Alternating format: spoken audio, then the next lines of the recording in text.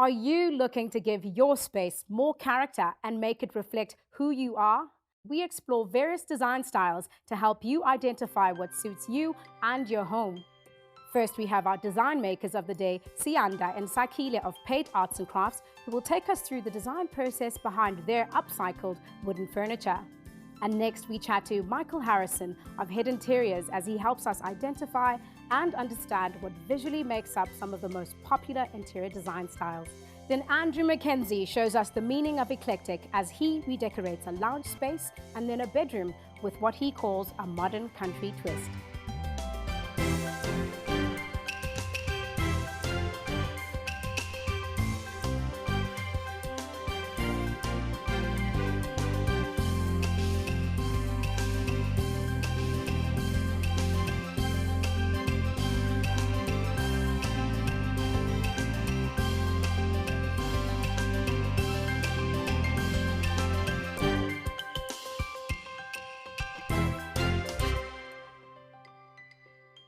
Hello and welcome to Design for You. My name's Pilani Bubu. Today on the show, we explore various interior design styles and help you identify what best suits you. Our guest and our host is Michael Harrison from Head Interiors, and he's going to help us identify some of the most popular design styles. But first, our design makers for today are Sakhile and Siyanda of Pate Arts and Crafts, and they're going to unpack the visionary term Afrofuturism, which inspires their upcycled wooden furniture. Take a look. There's a saying, one man's trash is another man's treasure. Reclaimed wood is all the rage when it comes to transforming a contemporary living space. Breathing life into old wooden pieces is a great way to give your interiors a personalized feel, and emerging talents Siyanda and Sakhile are in the loop, creating pieces that are not only unique, but eco-friendly too. Pate Arts and Crafts started in 2014. I was actually always drawn to the idea of working with my hands. So in 2014, I was like, okay, cool, let me try it out. So I met a couple of guys who manufactured furniture, and then I started doing some work with them and never looked back since. We're involved in both processes. When I create work, I consult with Sia. Sia creates work. So it helps both of us grow in our different fields, but using it in one way and taking out one product. Every piece is unique on its own. You know, some come from just discussions we have. I mean, the Lambo stools came from a discussion about Lamborghinis, hence they're called the Lambo stool. And after Sia created them, they look like two Lamborghinis parked next to each other. So basically, the bomber chair is just an expression. We try and always create expressive work where it comes from emotion and how you feel. So basically, how I felt at the time was that I wanted to create something that was beautiful, something that spoke about Africa, but also spoke about the Africa in the future. So design, the shapes, you know, it's a very futuristic piece, and at the same time, it says a lot about Africa. We want to almost become African storytellers through our works. So we want every piece to almost tell a story, and we incorporate a theme called Afrofuturism immensely in our work, which is almost imagining Africa in the future. We work a lot with wood, and most of it is upcycle wood. At least 80% of it, we believe in upcycling. Upcycling is very, very important to us. So basically, it's wood and steel that we work a lot with. We recently built a kitchen in Maboneng, but being us, we want to make something extraordinary. So a normal island, we made it 5 times the size. So the whole kitchen is just the island. It's us exploring new ways also, and it goes back to the personalized space. Yeah. We can have our own furniture, but customs is also a big component of what we do.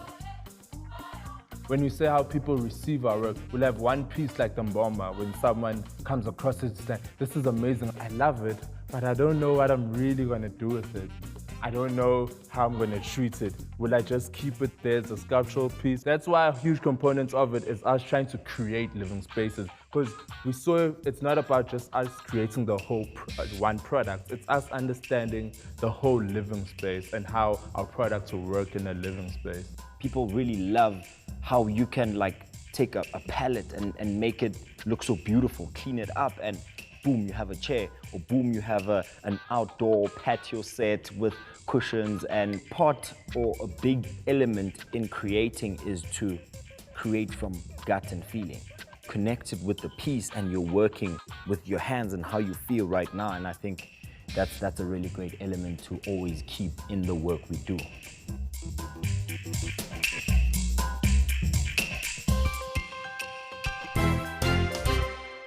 Well, I've always loved the idea of evolving our culture as the African landscape continues to change. I love the term Afrofuturism by Siyanda and Sakhile there.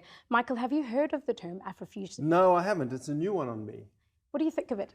I like it. I like the sound. I like the connotation. I like the fact that, you know, I guess we're talking about Africa now and product and furniture and things and Where stuff it's going. that's going to be going into the future. Yeah.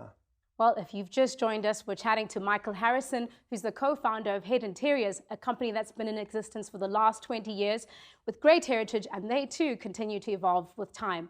Welcome again, Michael. Thank you, Pilani. Now, Michael, let's get into the company itself. Okay. 20 years ago, in the 1980s, what sparked... 30 years ago. 30 years ago. Yeah. What sparked the idea of starting an interior design company? Well, at the time, it wasn't really an interior design company. We were working with a big project, and they had asked us to customize certain rugs, which are very textured and brought a lot of color into this particular project. And they were so happy with the result that they said, well, listen, can you help us with the rest of the building? And so we did. And that's really how things started. Wow, that's a really bold move. It was at the time, actually, when I think back on it. We didn't know a hell of a lot about things, but we learned real fast. We had some good people to work with, and we did what we needed to do. Personally, getting to know you, what is your personal design style? I like essentially modern, but very importantly, it's got to be warm modern. I don't like anything that's too hard-edged. It's got to be comfortable. It's got to be a home, and it's got to be clean lines, and I wouldn't say minimalistic, but not over-cluttered. So simple, clean, modern, comfortable living. Well, after the break, we're going to continue chatting to Michael about interior design styles and help you get through that jargon that's coming between you and personalizing your design style.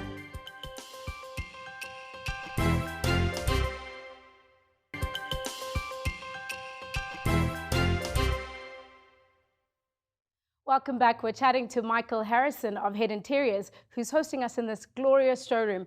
He's got 30 years in this industry, a veteran really, and I can't wait for him to break down some of the most popular design styles. Let's get into it. Okay. Today we want to take people back to the basics, just defining some of those fundamental design styles. Right. Where do they start? What are they? Okay, well, you know, there's contemporary, which is probably fairly broad spread. There's modern, there's traditional, and there are a few in between.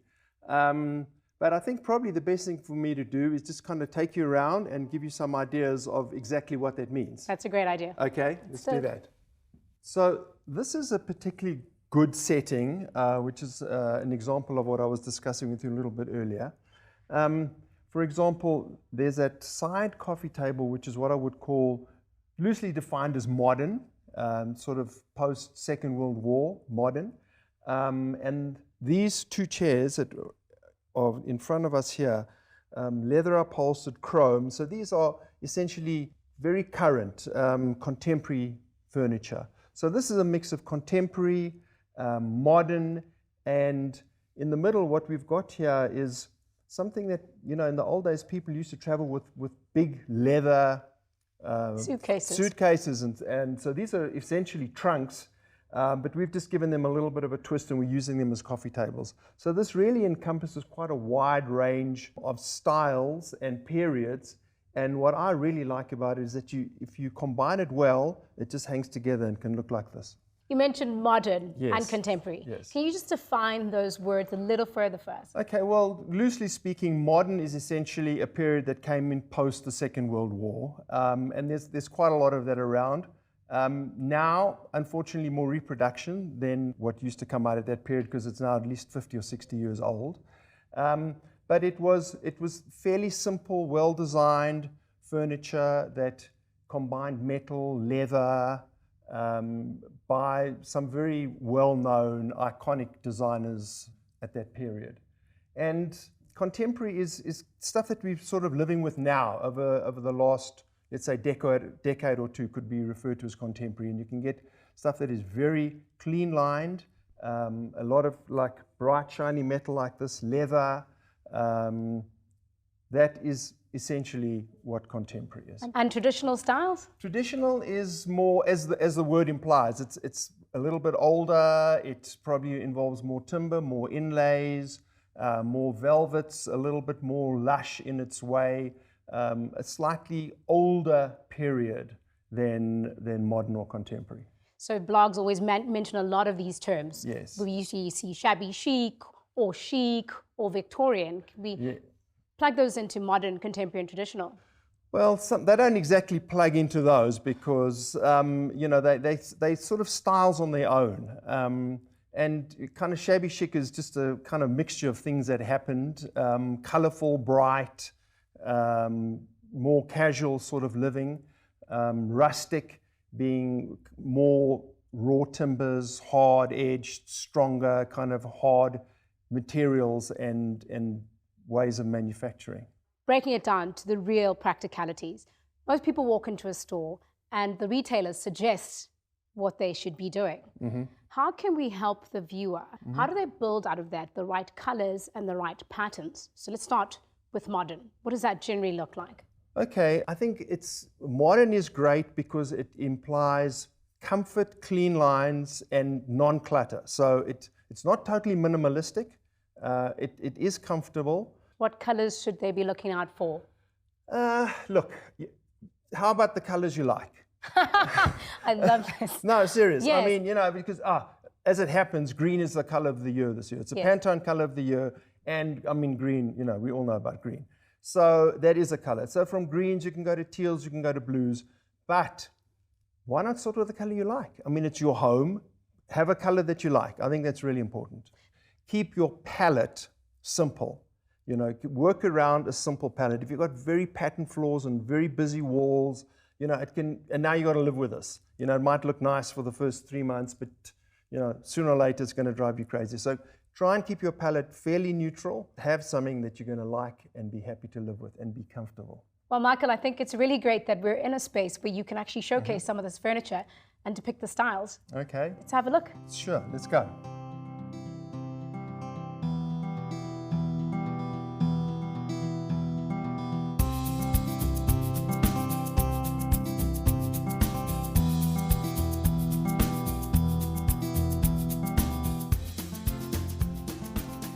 Michael, every week we have a viewer who sends us a photo and asks us for advice around their space.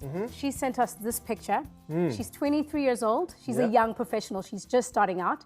She lives in Cape Town. She has a beautiful view of the sea. Okay. And I mean, I think she's got the right foundations there. What she's really like to do is add rugs and fairy lights and some pot plants in the space and bring it all together harmoniously. What do you think? Okay, so in terms of the pot plants, so to speak, I would take that trash can out of there. I'm sure there's somewhere else it can go, and maybe that would be a good place for a pot plant.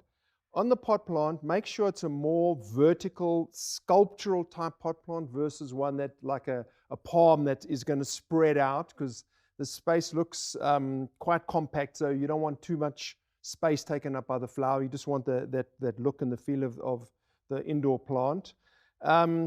That table, it looks a little small for those 3 chairs. So what I would do is I could pull it away from the wall because everything seems to be kind of pushed over to the one side.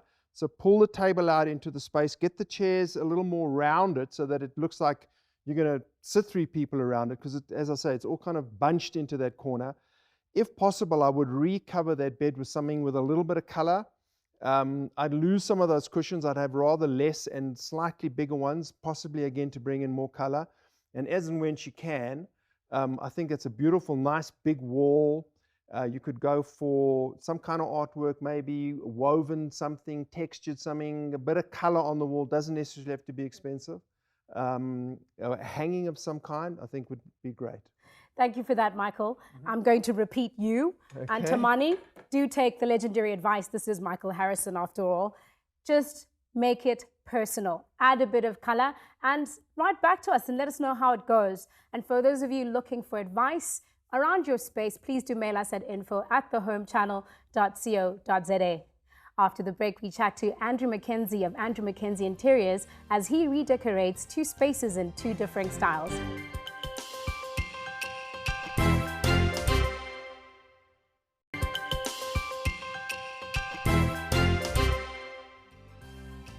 Now we have Andrew Mackenzie of Andrew Mackenzie Interiors, and he's going to decorate 2 different spaces into 2 different styles. He gives a bedroom a modern country twist and redecorates a lounge space into what he calls eclectic.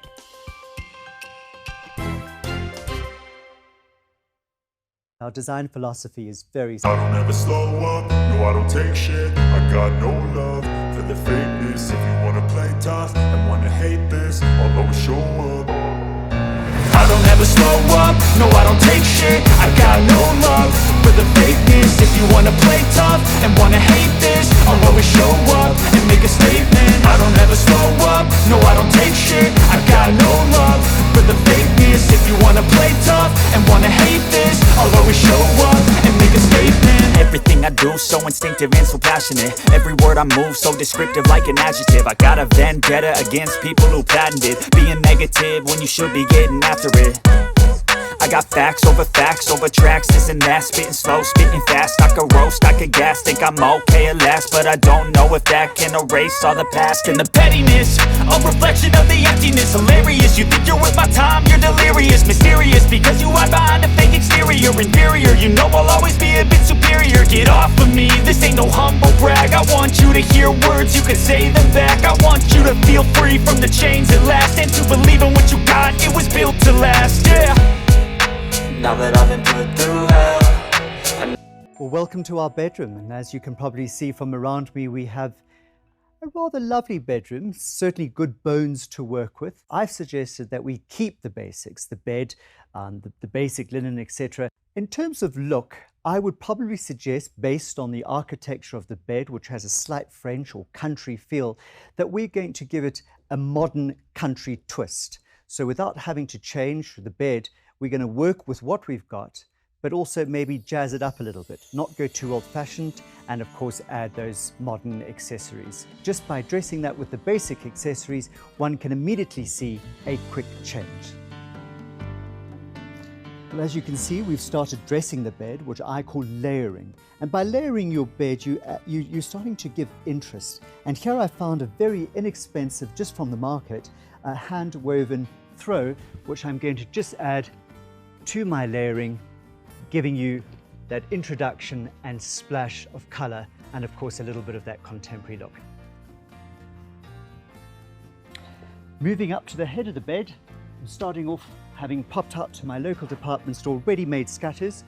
I've decided on bringing in a soft French blue, and of course adding geometrics with your stripes, nothing wrong with that. And with 3 ready-made scatter cushions from your local, you've got your bed dressed looking $1 million hotel style.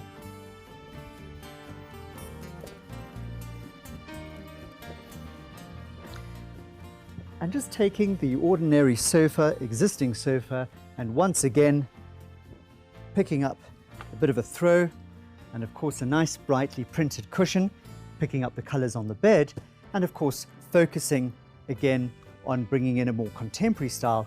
I've opted for a more modern print with brighter tones and colors, taking a boring chair into something a little bit more luxurious and exciting.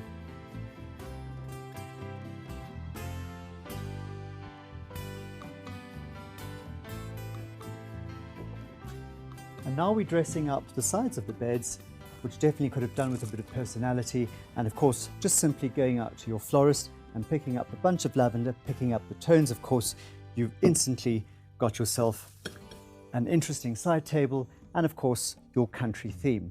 However, if you felt that that was too much of a soft feel, one could almost opt for something more architectural. Say for example, this really interesting clock that allows for shape and of course reminding you of the time to get up in the morning.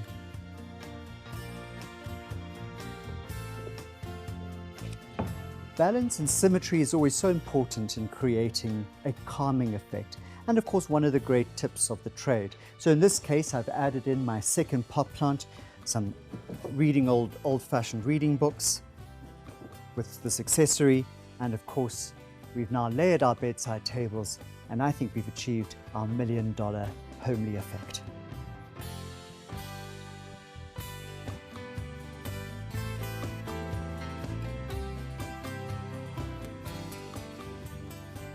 Well, here we are in our neutral living room space that's certainly in need of a bit of a makeover. And of course, what I've decided to do is take this neutral space and give it an eclectic style, a look that I find really enjoyable and certainly timeless. We're going to start off with our sofa here, on our existing sofa, certainly an item that can be quite costly for some. This particular sofa is a leather, and I find that it's very neutral and can go a long way. A tip I would probably consider is invest in a good sofa. Your accessories, even down to your rugs, we can probably get away with on a budget, but a good sofa goes a long way.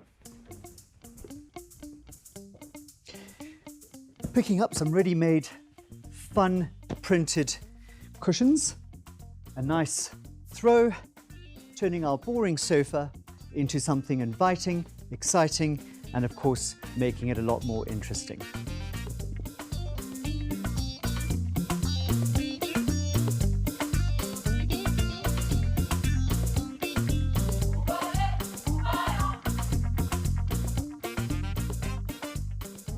Just one tip, always remember levels. Levels always create a sense of interest. And of course, keeping going with our eclectic theme, mixing different objects. Who says that we can't mix porcelain, metal, and linen? Moving on to our table. Tables can be quite boring, and I think this is a wonderful opportunity to create what we designers call a tablescape, putting interesting objects together, creating a scene of interest. I love tablescapes, and I tell you why, especially if you're battling for extra seating, one can always build on. And in this case, I've added on some leather cushions, kept picking up on my leather sofa, and as you'll see next, what I'll be bringing in, some extra stools, which can be added or given for extra seating, and of course, keeping with our eclectic styling. Well, here we are in our African-inspired, eclectic living room, and I think we've achieved our job. And just remember that creating $1 million look doesn't have to cost $1 million. I always say, go treasure hunting. One man's trash could be another man's treasure. Come on, Bella, I think we've done our job. Can only hope our client is happy.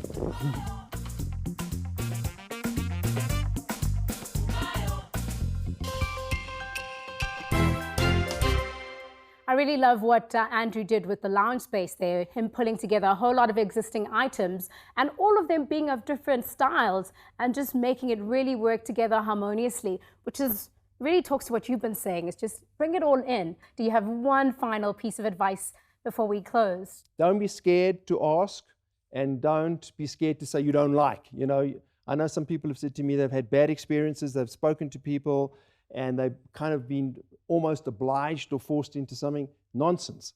As I've said, it's your home, it's got to work for you. Thank you very much for giving us your advice and bringing us into this beautiful space. My pleasure. Thank you.